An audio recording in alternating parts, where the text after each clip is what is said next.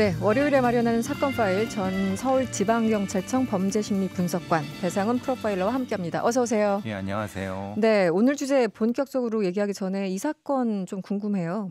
그 인천 한 아파트에서 생후 7개월 된 영아가 홀로 숨진 채 발견됐습니다. 이 아이 부모가 경찰 조사를 받으면서 이 평소에 키우던 반려견이 핥힌 다음 날 아이가 숨졌다. 이런 진술했는데 이게 어떻게 봐야 됩니까? 이 진술? 예.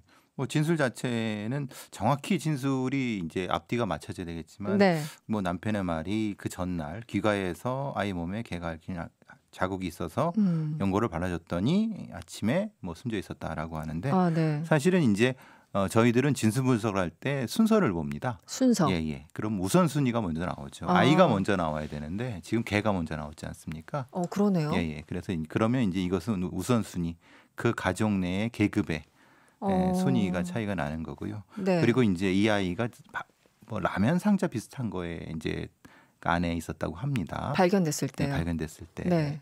그 내용 이상하죠. 이상하죠. 뭐 흔히 말하면 어디 갔다가 이제 뭘 좀 뭐 유기한 것도 아니고, 네. 뭐 이제 저 신발장 밑 같은 데니까 이런 행위를 이제 저희들은 언두잉이라고 합니다. 언두잉. 예.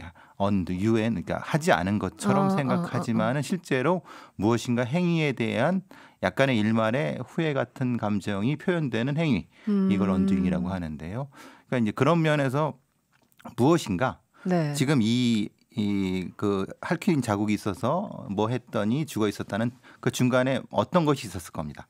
중간에 그게 사실은 감춰져 있는 거고 그게 실제로 네. 뭐 학대든 네. 아니면 실제로 방임에 의한 어떤 뭐 아기 도연사든 그 부분에 대한 얘기를 분명히 이 부분은 해야 될 겁니다.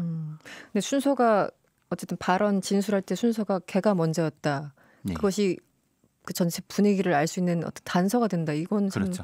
누가 누구를 공격했고 그 공격을 방치했으며 네. 그 방치한 부분에 대한 책임은 누가 져야 되는가. 명확한 거는 이 부부는 부부가 좀 어리다고 합니다. 아, 그렇습니까? 예, 네네. 뭐 21살 18이라고 하는데요.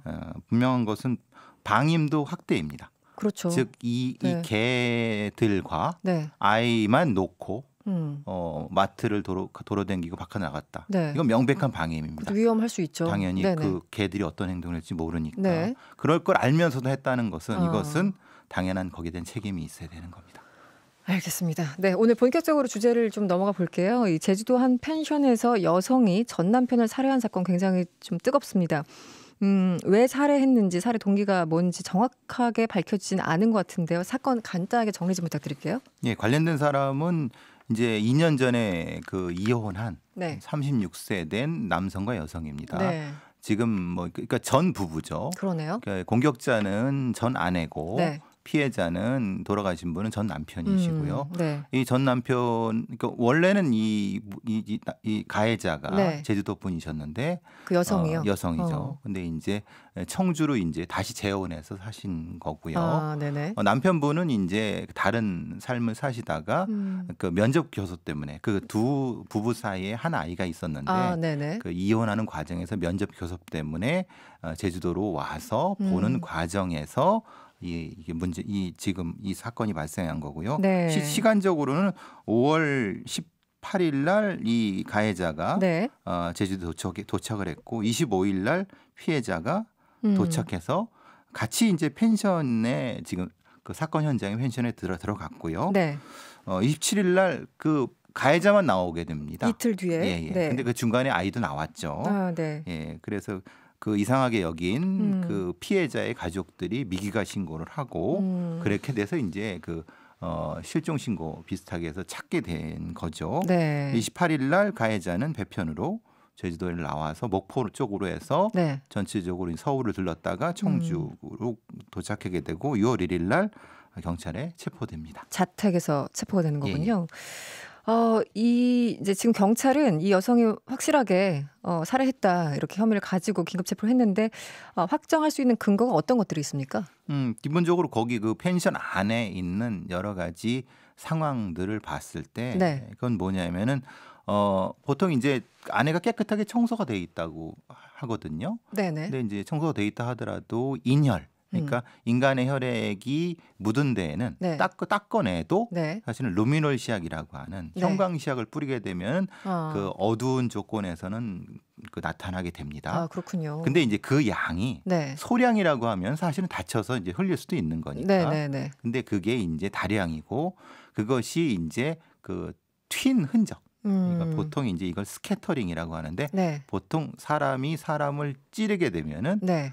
찔렀다가 빼는 순간에 피가 어느 순간에 튀었다가 딱 멈추게 되죠. 그 네네, 순간 우리가 그렇죠. 보통 이제 물튀기기 놀이를 할 때 이렇게 탁 하면 탁착 치는 네네. 것처럼 그게 아주 정확한 표현은 그게 다른 사람이 사람 공격한 중요한 뭐 BPA라고 합니다. 혈흔 형태 분석이라고 하는데요. 그게 나타난 것 같습니다. 그 어떤 그 혈흔의 모양에 모양이. 따라서 이제 그 추정을 할 수 있는 추정이에요. 거군요. 그러니까 그거는 거의 그 법정에서도 증거로 인정받습니다. 그렇군요. 네. 그러니까 이건 뭐냐면 누군가가 누군가를 공격한 근데 그 혈흔은 피해자 돌아가신 분의 혈흔의 DNA가 나왔으니까 네. 당연히 이 다량의 혈흔 그리고 그분의 그 DNA 그러니까 네. 이분은 돌아가신 게 맞는데 그렇죠. 시신은 없는 거죠. 문제는 지금 시신이 어디 갔는지 뭐 바다에 유기했다 이런 얘기를 했다고 하는데 맞습니까? 그러니까 그 가해자가 펜션을 나올 때 네. 가방 2개 정도를 가지고 나온 네. 것 그리고 그 다음에 한 하루 정도가 제주도에서 돌아다니다가 그 다음에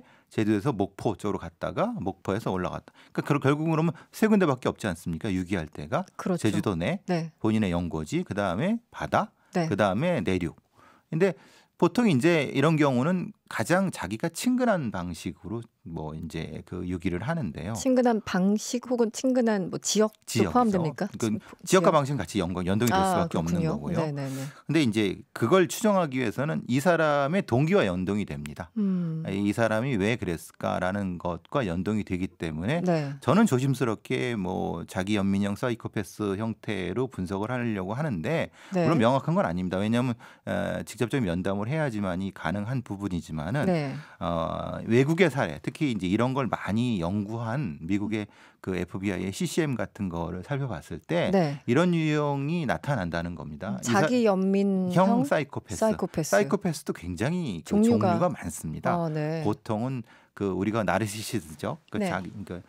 자기 도취적, 그리고 네. 뭐 공격적, 뭐 여러 가지 사이코패스 유형이 있는데 여성 유형의 그 사이코패스 유형 중에 독특한 몇 가지가 있습니다. 네네. 그래서 그런 유형일 가능성을 한번 추정해 보는데 사실 좀 왜냐하면은 네. 사실 이 자기 전 남편을 이렇게까지 잔혹하게 살해를 하고 사실 그 이전에도 폭력성인 것이 많이 있었다고 그 피해자의 가족들이 지금 증언하고 있거든요. 네네. 뭐 명확히 그건 따져봐야 되겠지만은 네. 조심스럽게 한번 그런 것이 좀 연구돼서 한번 접근해봐야 되지 않을까 싶습니다. 그래서 이제 말씀드리는 게 왜 바다에 버렸느냐라고 하면은 바다에 버렸다고 본인이 자백을 했다고 하니까 네. 그것은 이제 전제하에 그 유형의 사이코패스들이 주로 많이 하는 행위가 이런 행위 겁니까? 부분이기 때문에 그렇다는 겁니다. 그러니까 바다에 유기했다는 건 굉장히 신빙성이 높은 믿을 만한 얘기인가요? 그거는 본인이 자백도 했고 그 유형이라고 하면은 분명히 가능하다. 왜냐하면은 대단히 그 적대적인 반응을 보이고 아주 상대방에 대해서 완전히 그 존재를 소멸시키는 방식으로 공격성이 높아집니다. 굉장히 저는 뭐 여기 지식이 없어서 이 보통 산에 뭐 안매장하는 사건들 워낙 많았잖아요. 그런 경우와 그럴 때 심리와 바다에 유기하는 심리는 완전 다른 겁니까? 그렇죠. 왜냐하면 흙에 묻거나 흙에 얕게 묻거나 깊게 묻거나 여기에 따라서 다르고요. 얕게 묻는 거는 죽어서도 소유하려고 하는 그러니까 죽어서도 시체도 소유하려고 하는 의식이 강한 거고 네네. 묻겠다는 건 그냥 그나마 이제 자비로운 행위에 관련된 부분인 거고 네. 이 바다라든가 아니면 강이라든가 완전히 존재를 사멸시키고자 흔적을 하는 없애는 그런 거고 행위에 따라서 다 심리가 다 다른 거군요. 그래서 유형을 또 분류를 하는 거고요. 자기 연민 그 사이코패스는 어떤 거예요? 주로 이제 자기를 불쌍하게 여기는 겁니다. 자기가 뭐 내 불쌍하다. 인생이 너무 뭐 그렇죠. 이런 거예요. 그렇기 때문에 나한테 잘을 해야 된다고 생각하는 겁니다. 주변 사람들이.